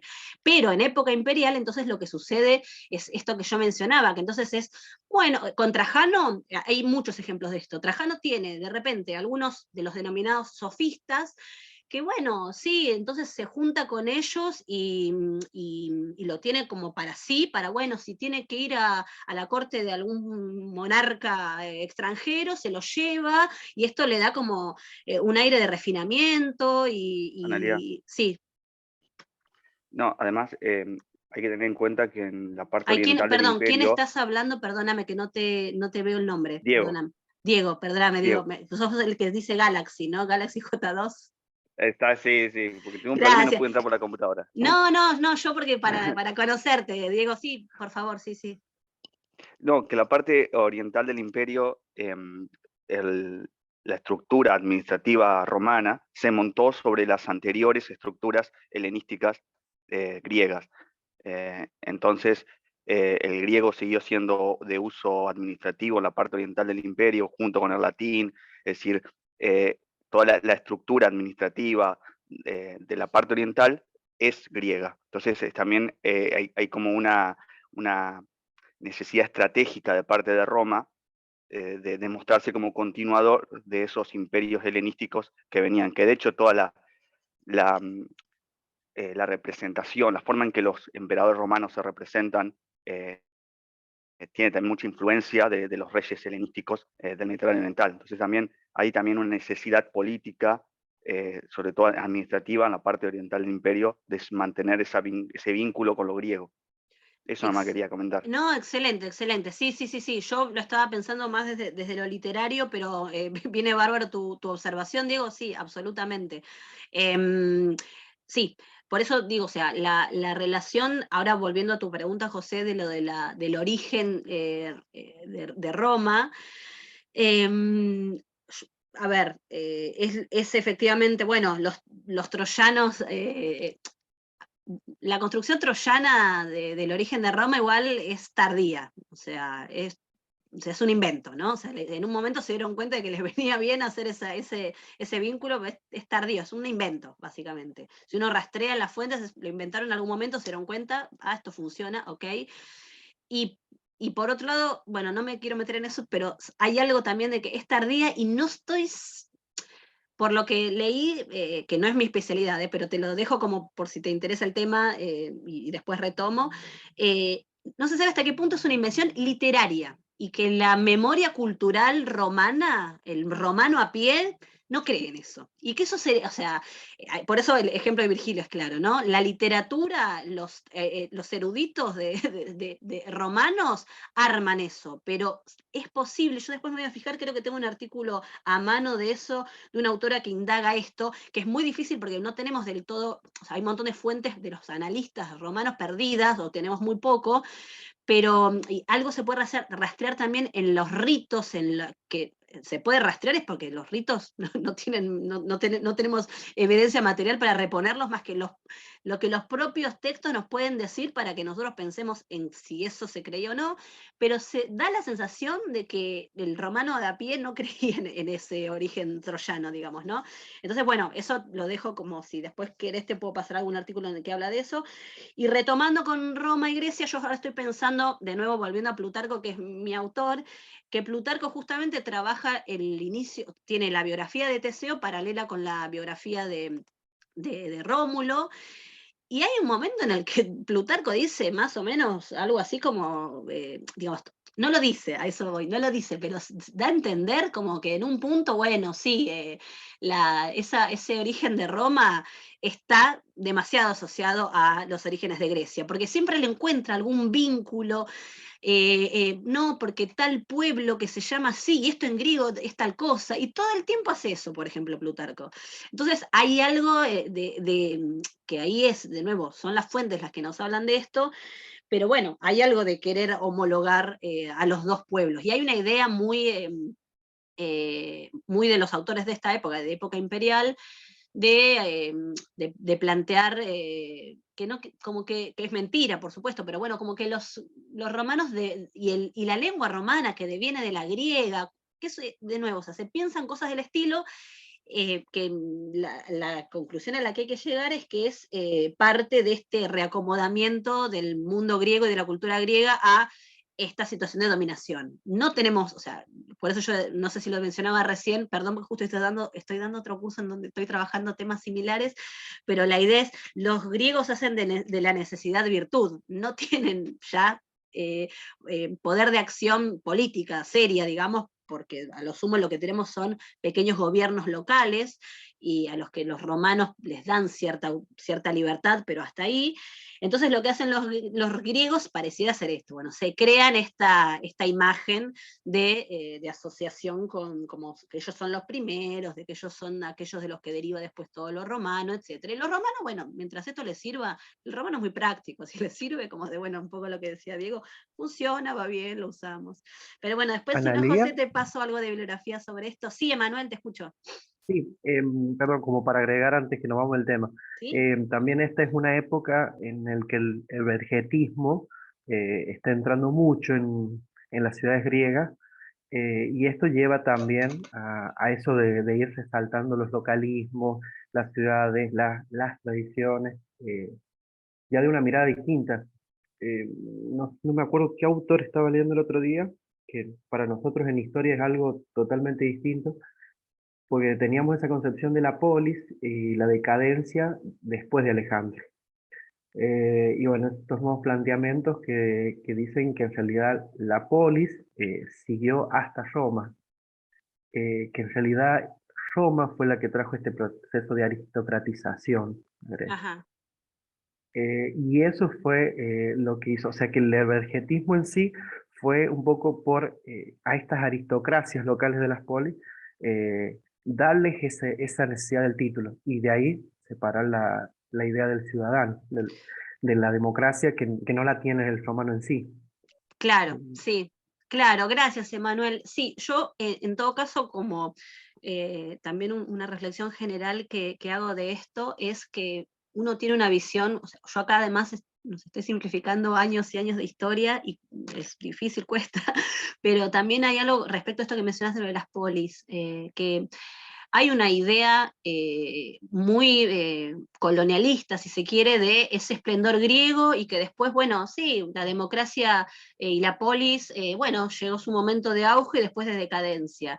Y eso es una mirada, y nosotros desde Latinoamérica, yo Sí. digamos, lo pienso, digamos, tenemos que resistirnos un poco a esa visión de, bueno, era natural que la polis cayera, era natural que entonces, bueno, vino esto, y que Roma los dominara, que primero Filipo, después Alejandro, después Roma. Entonces, eso también, como a veces uno, por ser o tratar de ser didáctico y ordenar los procesos, también incurre en esas simplificaciones, pero te agradezco Sí, también nos tu pasaba mucho en la comentario, historia. Sí, sí, te sí. agradezco el comentario, porque uno, bueno, no puede abarcar todo, pero en todo caso como para dejarlo como inquietud respecto de que a veces es eso, como estos procesos no son tan simples como uno los Tan plantea, y tajantes. que Sí, sí, entonces sí. esto mismo que mencionás, ¿no? De que hay que volver a pensar estas cuestiones de cómo yo, en todo caso, si honestamente les digo, o sea, como mi base es más la literatura, yo lo que trato de ver es qué ven los autores respecto de esto. Y entonces, si les interesa también, les puedo compartir algo de bibliografía sobre justamente las polis griegas para esta época, de época romana, porque hay estudios, por ejemplo, demográficos respecto de la disminución de población en Grecia. Entonces hay elementos fácticos, entre comillas, que nos pueden llegar a hacer pensar en este periodo de decadencia, entre comillas, pero después yo, desde el punto de vista entonces de la literatura, se advierte esto, que todos estos conflictos identitarios están. Yo ahora, a ver, paso rápido en esta diapositiva, bueno, quiero pasar rápido y ahora obviamente que me traiciona mi computadora, por ahí desaparezco de nuevo como recién, pero ahí está. Bueno, un poco esto de que mencionaba, el papel de las élites griegas locales, respecto a las cuales, o sea, Plutarco parece, digamos, entablar relaciones. Entonces bueno, el erudito necesita del poderoso para también poder desarrollar sus actividades con tranquilidad, y entonces sus actividades literarias, ¿no? Entonces, ¿hasta qué punto el alabar a los poderosos o el dar cuenta de personajes de la historia antigua no es también como guiño para la política actual? Eso para tenerlo pensado. Y retomo por las dudas algo que no lo dije, pero, y no me voy a extender demasiado, pero para pensar que el nombre que se le da desde el punto de vista cultural a este periodo, que sería entre mitad del siglo I y siglo III después de Cristo, es el de Segunda Sofística, que es, entonces le estoy poniendo nombre a lo que vengo diciendo desde el punto de vista sobre todo literario, y después podemos verlo como un fenómeno cultural. ¿Qué es la Segunda Sofística? Es un renacimiento de la literatura, y especialmente la retórica y la oratoria griega clásicas en el periodo imperial. Entonces, ¿esto en qué lo vemos? En que los autores tienen esta tendencia al arcaísmo, y Plutarco es un claro ejemplo de eso, o sea, retomar este pasado. ¿Para qué? Para imitarlo. Hay un concepto fundamental en la Segunda Sofística, que es el de mímesis, ¿sí? Y de nuevo, las vidas paralelas es un ejemplo, ¿no? El tomar a un personaje, un héroe antiguo, y hacerlo mi modelo de imitación. Y esto no está exento de esto que mencionaba antes, de la indagación identitaria. La Segunda Sofística, en la medida en la que, como decíamos, es un retomar el mundo griego clásico, sobre todo el patrón va a ser la Atenas del siglo V, es un fenómeno griego que podemos observar sobre todo en autores griegos. Ahora bien, dicho esto, es lo que mencionábamos antes, estos autores griegos también están encontrando su lugar para hablar, o sea, de alguna manera es como que tienen, en sus textos hay algo de esto. Yo siempre, lo primero que digo cuando hablamos de las vidas paralelas es, ¿por qué Plutarco escribe en paralelo a un griego y a un romano? Porque él, digamos, hay una forma en la que podríamos decir que el tipo ve el mundo así. Él es un griego que está, digamos, supeditado al poder de Roma, tiene amigos romanos, se relaciona con los romanos, está imbuido de la cultura romana. Entonces, él ve al mundo así, griego-romano. Entonces, digamos, como para pensar en esa indagación identitaria que no termina, por supuesto, en Grecia y Roma, porque hay otros autores que son de la parte oriental del imperio que también forman parte, son griegos, escriben en griego, pero por ejemplo son de Siria, no sé, por decir algo, ¿no? Entonces, ¿cómo son griegos esos autores? No son romanos, porque no están en Roma, están en Siria, no se sabe muy bien si su lengua de origen era griego u otra. Entonces, bueno, esa indagación identitaria se da en este periodo, precisamente también por lo que venimos diciendo, por la extensión del Imperio Romano, que, digamos, llega a estos lugares, y esta es la forma entonces de asentar su dominio, con algo de retomar lo cultural. Y por último, les menciono que esto, para los que hicieron el curso mío el año pasado, son las mismas citas que tomo, pero porque la verdad que son las que seleccioné y me parecen las más elocuentes respecto de lo que piensa Plutarco a nivel político. Este texto para mí no tiene desperdicio, es un texto de Moralia de Plutarco que se llama Consejos Políticos, también suele aparecer con su nombre latino, Praecepta Gerendae Reipublicae, que es una obra que Plutarco le dedica a un joven llamado Menémaco, que es oriundo de Sardes, y que es un joven que necesita consejo para iniciarse en la política. Y el texto entonces es una serie de, efectivamente, consejos que le da Plutarco a Menémaco para decirle, bueno, cómo moverse en la vida política, y entonces la crítica suele tomar este texto como un reservorio de, bueno, las opiniones políticas de Plutarco.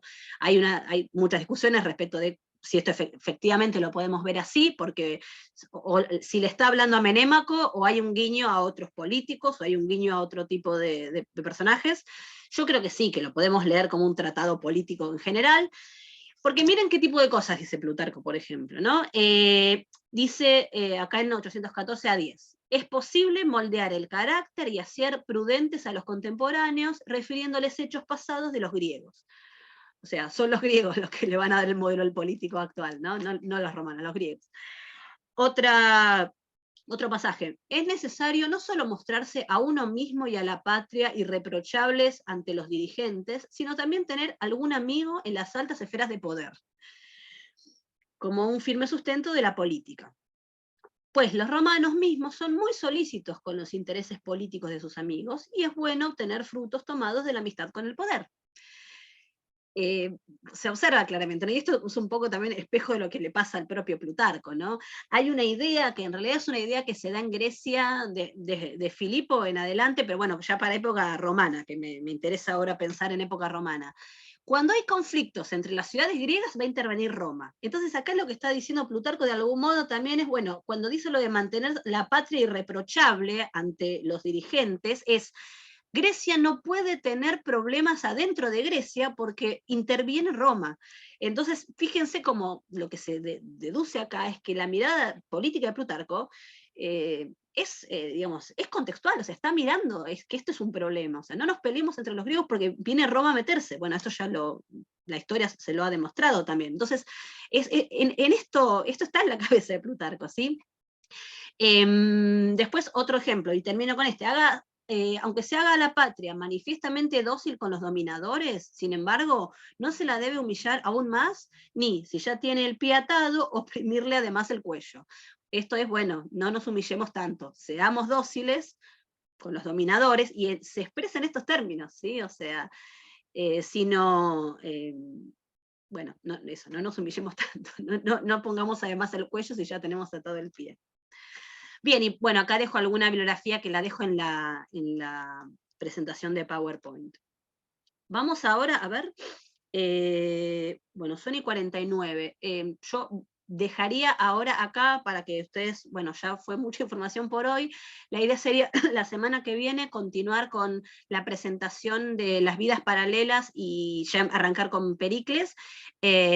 Así que dejo acá y aprovecho porque, o sea, quiero terminar antes también para que si alguno tiene alguna duda o pregunta, espero no haberlos aburrido mucho. Ya les digo, para mí es fundamental que entendamos este contexto, porque después para Pericles todo esto, o sea, ¿qué es ser un buen gobernante?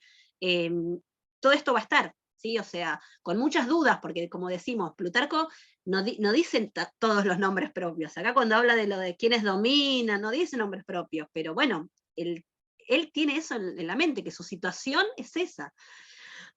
Entonces, bueno, les prometo que ya la próxima ya nos metemos, o sea, voy a hacer una introducción mínima de lo que es el género biográfico, y ya nos metemos con Pericles. Y bueno, si alguien tiene alguna pregunta, aprovechemos que a propósito terminé un cachitito antes, Y perdón para los historiadores, opinen, córtenme más, gracias Diego, por intervenir, e intervengan más, porque bueno, como ya les digo, o sea, yo soy de letras y pienso más que nada en cómo los textos reflejan esto, pero todo lo que puedan aportar también es muy bienvenido. Bueno, ahí estoy viendo si alguien tiene alguna pregunta, y mejor que levanten o que abra el micrófono por las dudas, porque... Una pregunta, Rafa. Sí. Respecto a los autores, me pregunto, o sea, no sé si esta pregunta está de más, pero me pregunto cuál era la finalidad de ellos, o sea, en quién buscaban influir con sus escritos en ese tiempo. No sé si a los ciudadanos de donde vivían o quizás a su propia comunidad, no Es sé. excelente tu pregunta, no lo sabe la crítica tampoco. O sea, no lo sabe, se pelean entre ellos.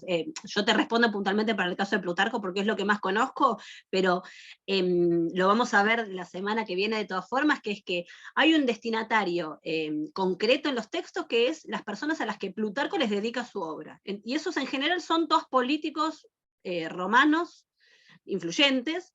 Y eso es lo primero que uno tiene que pensar. Si le está dedicando la obra a un político romano, bueno, a él es el primero en el que piensa Plutarco cuando escribe.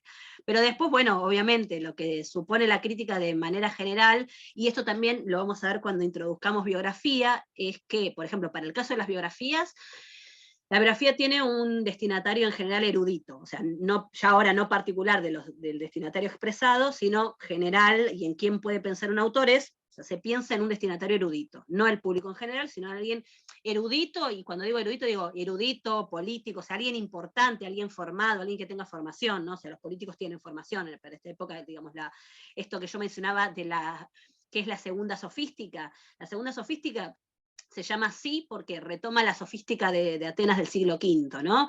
Y eso, asimismo, se ven los sofistas o maestros de retórica y oratoria de ese tiempo, como aquellos que van a ayudar a los políticos a desarrollarse mejor en su desempeño político. Entonces, en principio uno puede pensar que ese es, yo te lo digo ahora para el caso de Plutarco, y se puede también rastrear en los demás autores, es pensar no en un público amplio, sino en miembros de la élite, principalmente. Eso como, pero bueno, ya te digo, hay críticos que van a plantearse, y eso va a también depender de la obra, porque algunos van a decir, y hay obras que cuando en este ejemplo que les di recién de Menémaco, que es este joven de Sardes, a quien Plutarco le dedica los consejos políticos, algunos dicen, bueno, no, si le está hablando a Menémaco, nada de esto lo tenemos que pensar como para que fuera algo dedicado a, no sé, a un político importante. Algunos, en cambio, dicen, no, acá hay que pensar que estas son las ideas políticas generales de Plutarco y que esto puede querer llegar incluso al emperador. Entonces, la pregunta es muy buena, y de hecho, bueno, con fundamento teórico y textual, los mismos críticos se preguntan sobre esto. Yo también te quería preguntar, bueno, respecto a esto, cualquier cosa la contestás la clase que viene. ¿No? Dale, sí. Yo pensaba en Varrón, ¿no? Que a mí me llamó la atención que en unas correspondencias él no quería traducir del griego al latín filósofos, porque él decía, el que no lee filosofía en griego no lo va a leer tampoco en latín, y después pensaba siglos después, Agustín de Hipona, que le critican esto de que no leía griego, no escribía en griego. Esto de que Plutarco utilice el griego, ¿tiene que ver con una cuestión de distinción? ¿Tiene que ver con No, una es cuestión...? griego. Plutarco es griego, es griego. Y de hecho, el problema que también que no se sabe es si de hecho sabía latín. Pero Plutarco es griego, no. Claro. Sí. De hecho, el problema es al revés, es saber si por momentos, él mismo dice que no sabe latín, en un texto dice que no sabe latín, y después por la forma en la que trata algunas consideraciones lingüísticas del latín, a veces es dudoso de cuánto sabe latín, así que es al revés el caso de Plutarco.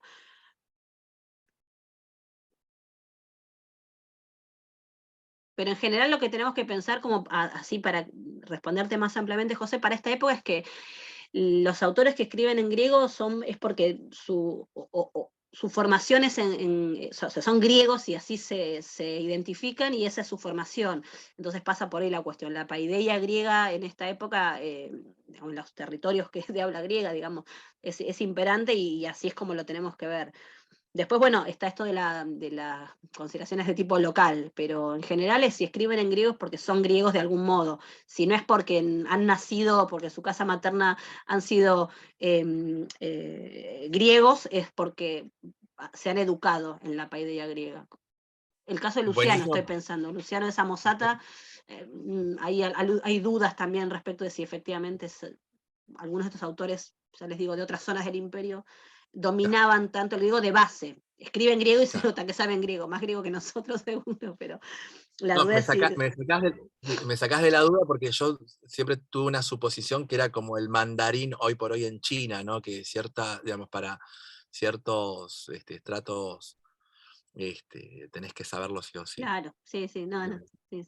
Para una pregunta así general, entonces, no hay un desprecio por vamos a decir, la cultura invasora. Es decir, no hay un desprecio por esa cultura, sino que se busca convivir con ella de manera pacífica, sin ningún tipo de levantamientos o cosas así, ver a los romanos como invasores.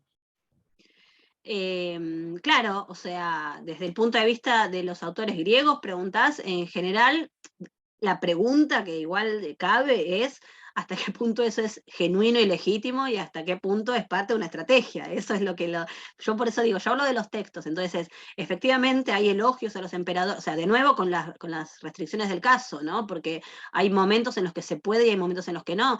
Hay referencias a que, el caso de Nerón, por ejemplo, ¿no? O sea, hay claros ejemplos en los que la época de Nerón, ¿no? Por decir algo, ¿no? No se puede hablar, no se puede. Entonces, hay formas por las cuales los autores van a hablar, no sé, las epístolas de Séneca, bueno, sí, se habla de determinadas cosas como muy veladas, de valores que se propician para de la moderación y no sé, por decir algo, ¿no? Entonces, pero porque no se puede hablar. Entonces, ahí está, la antigüedad tiene eso, o sea, y lo que no se podía decir, o no se decía, o no pasaba. Los emperadores, hay ejemplos de, ahora no me acuerdo, porque lo leí hace poco, no sé, pero hay registro de algunos emperadores.